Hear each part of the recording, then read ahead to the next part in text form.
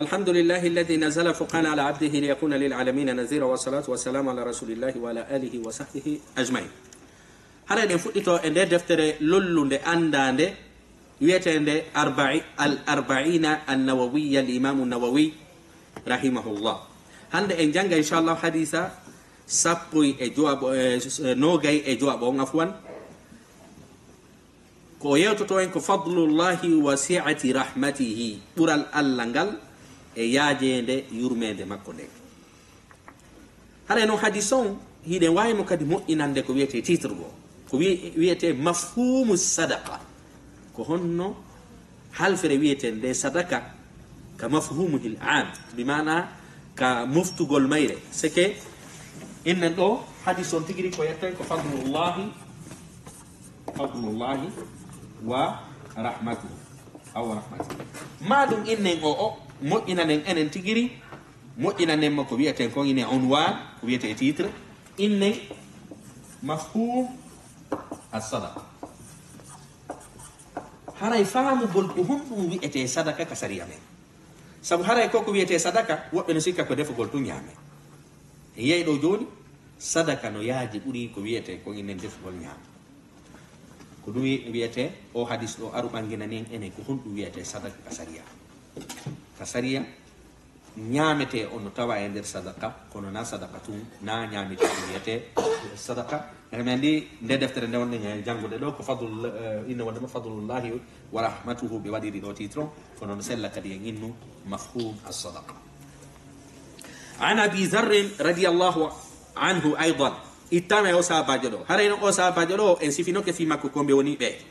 haray mono faala hiltitagol fi andugol ko homɓe woni seydina abi zar yo on tigi hilto e hadisa inne wondema 17 on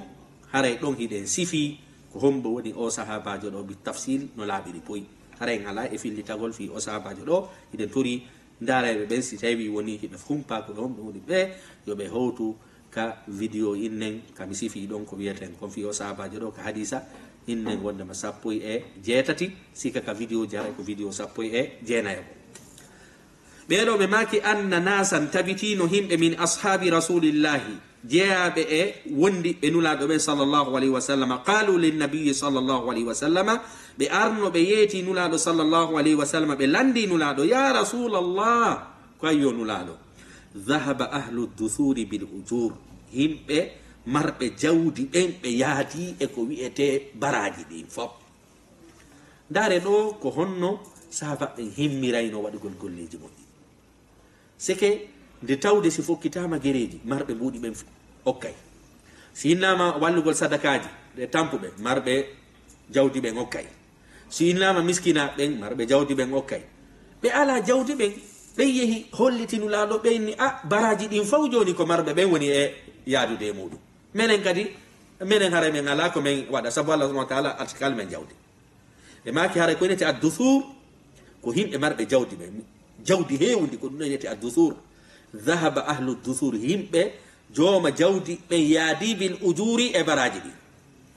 yusalluna kama nusalli hiɓe juulira wano no men juulirta ɗo ko tampuɓe woni e hollutude nulaɗo fi hetti ɓen yusalluna hiɓe juulira marɓe ɓen no juulira kama nusalli wano no men juulirta ni wa yasumuna hiɓe hoora kama nasumu wano no men horirta noon wa yatasaddaquna hiɓe okkitira bi fuduli amwalihim ko ɓeyditi ka jawle maɓɓe bimana ɓe ɗettay kadi ka jawle maɓɓe piiji ɓeyditi ɗin ɓe okkitira minen noon ɗum ɗo men ala wadde o yiɗo ɓeɗo hande kadi maapi tampuɓe garini nulaɗo haray ɓeeɗa fof no yadude e jawdi ɓe juulay ko minen juulidata ko minen jangidata alqur'ana ko minen waɗidata ɗum ɗo joni noon kamɓe ɓe ɗettude jawle maɓɓe ɗen ɓe walla miskina ɓe ɓe walla alyatima ɓe ɓe walla hatojinɓe ɓe menen noon men ala ko men okkitira ɓe mana ɗo tampuɓe faala inno nulaɗo ɗaɓɓa menen kadi feere ko honnu men waɗata men hewtitoɓe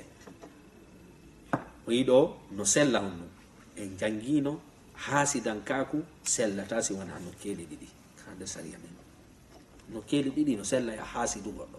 marɗo gandal hara no sakitude ngal fi Allah ma marɗo jawdi hara no sakitude ndi fi Allah no sella ya wonu jalu yanno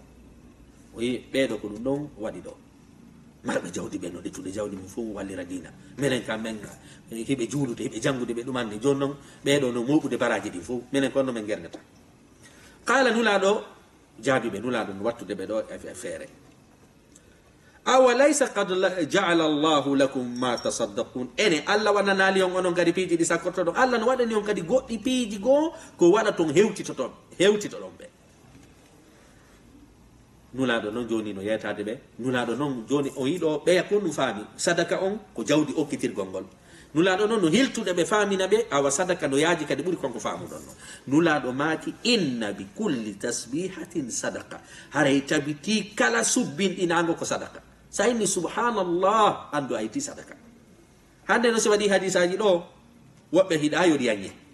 saabu si tawi woni ɗi yaajinama haray ka defete buy accay ko ɗum waɗi ɗo inna bi kulli tasbihatin sadaka kala ko wiyete subbinɗinago ɗum ko sadaka no wa kulli takbiratin sadaka kala habbirago kadi ko sadaka wa kulli tahmidatin kala yettinago kadi sadaka ko sadaka wa kulli tahlilatin kala innugol la ilaha illa allah sadakatan ko sadaka wa amri bil ma'ruf yamirgol ko moƴƴi sadakatan ko sadaka wa nahi anil munkari haɗugol ko boni sadakatan ko sadaka wa fi bud'i ahadikum sadaka hay ko yowdiri e awra goɗɗo e moɗon ko sadaka bi mana goɗɗo si yetti awra mum on hiidiri e ka dagi bi mana e sonna muɗum ko sadaka so andike kañum kadi ko jurriya moƴƴo fi wallitotoɗo dina ko jurriya moƴƴa o fandi ko dewgal moƴƴal o fandi ko jombiri ko fi ɗum ɗo bi mana hay e hiidugol e baldi nulaɗo maki ko sadaka joni noon ɓaynulaɗo yetike sahabaɓe ɗum ɗo ko sahabaɓe tampuɓe jaaba ɗum ɗo qalu sahabaɓe jaabi ya rasulallah ko ayyo nulaɗo allah a yati ahaduna shahwata goɗɗo e amen aray waɗay shahwa mum on mbimana ndiyan yaltay e makko fi hiidugol e sonnajo makko on tawata hara ko faale sonna wa yakunu lahu fiha ajr tawata hara hemo mari baraji toon goɗɗo faalete hiidugol e sonnajo mum on o hiida e sonna tawata himo mari baraji nder ton o yiɗo sahabaɓe landitaki innugol takbiratin sadaka tahmid innugol la ilaha illallah innugol subhanallah toon fof ɓe landaki kaka nulaɗo inni ɗon yi goɗɗo kadi si hiidi e sonna muɗum e bandi haray no waywa so itti sadaka sahabaɓe jaɓɓiti yawtere nden ɗo goɗɗo itta shahawa mum on itta ko wiyete inne faale mum on plaisir mum on e sonna muɗum tata kadi hemo jogi sadaka haray mo mari joddi nulaɗo gollitiri ɗo ko wiyete alqiyas nulaɗo maki qala ɓe jaabi kadi ɓen sahabaɓe ɗon araaytum law wada'aha fi lharam on hi'ali so ɗettuno on awra makko o naɓi ka harmi o yidiri sonnajo no harmiri a kana alayhi wisrun haray hemmo mari bakkatu ɓeya jaabi si goɗɗo yeewi waɗoyi zina haray no mari bakkatu nulaɗo noon maki kaka tawata ɗon so siɓe yeeyi ɓe waɗoyi e sonnajo janano ɓe mari bakkato ko non woniri siɓe waɗi e sonnajo maɓɓe dagi ɗon hara heɓe mari baraji kazalika ko wano noon iza wada'aha fi lhalali ko non woniri so waɗi kadi awra makko on ka tawata ɗon kaka dagi ɗon kana lahu ajrun hara hemo mari joddi joni noon ka raɓɓinɗingol ɗo ko imamu muslim filli si en daari lintaɗi ɗo ɗi e si en daari ɗi nulaɗo maki ɗo ɗi en tawa e tatiji ɗi ko antu nafata tatiji ɗi ko antu nan nafata ko ɗum ɓeynata honɗum ko ɗum ɓeynata ko moƴƴere wonde kasir raɓɓiɗude seke hiɗa mari ko moƴƴi kono hara ko antu nafitorto masala innugol ɗo inna bi kulli tasbihatin sadaka innugol subhanallahi ko sadaka innugol allahu akbar ko sadaka innugol alhamdulillahi ko sadaka innugol la ilaha illallah ko sadaka ɗum ɗon ko antu nafi nafali jama hedditiɗo kono wa amri bil ma'ruf sadaqa wa nahi anil munkar ɗum ɗon ko nafoore naf'ul mutaaddi jaka mi andi hon ɗum hila mari ko inete annafa annaf'u nafoore no senditi ɗiɗi ka sariya meɗen ɗam mari nafoore alqasir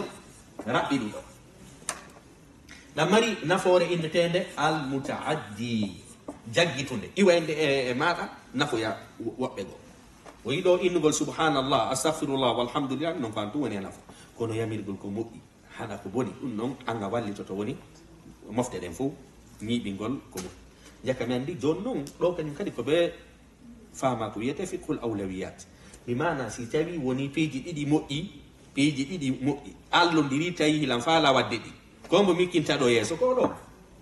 nafo wala nafa jama on ko nden ɗon nafoore hikkinte yeeso e hoore nafa nde lammin tum ko waɗi nulaɗo maki ɗum ɗo e ɗum ɗo e ɗum ɗo on tumene wal amru bil maruf wa nahi an munkar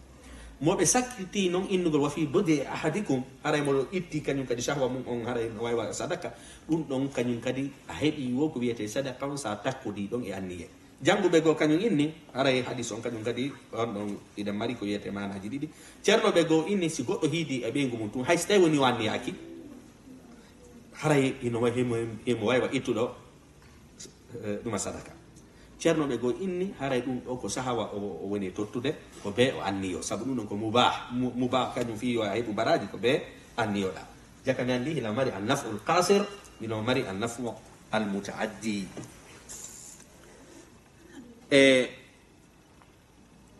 inchallah ko ɗo wonɗen e hattude haray hadis on ko woni en e ɗuma yeytade ko hollugol en sahabaɓen ko honno ɓe maporno fi heɓugol baraji nulaɗo kañum kadi holli en wondema sadaka haray sadaka no yaaji hiɗe mari hadisa goo ka nulaɗo maaki aray mosangol kadi julɗo mum ko sadaka ittugol tuundi ka laawol ko sadaka nulaɗo maaki kadi wallitagol goɗɗo no ƴawra ka dabawa makko ka otowal makko ko sadaka wallugol mo no jipporo ko sadaka ɗum ɗon fof no naftire ko wiyete sadakaji jakami andi sadaka haray hona joyi inne ñaama tun haray ko ɗo wonɗen hattude hadis on ko faala en yeytade ko wondema mo kala no woodi ko gaynata saabu ɗilintadi ɗum fuu haray ɗiɗo fof ko sadakaji en fof haray ɗe yamira waɗugol sadaka mo jokki ɗiɗo haray ñande ñande ɗa wadde sadaka hay sa ñamminali haray ɗen haccaɗo wassalamu aleykum wa rahmatullahi wa barakatuh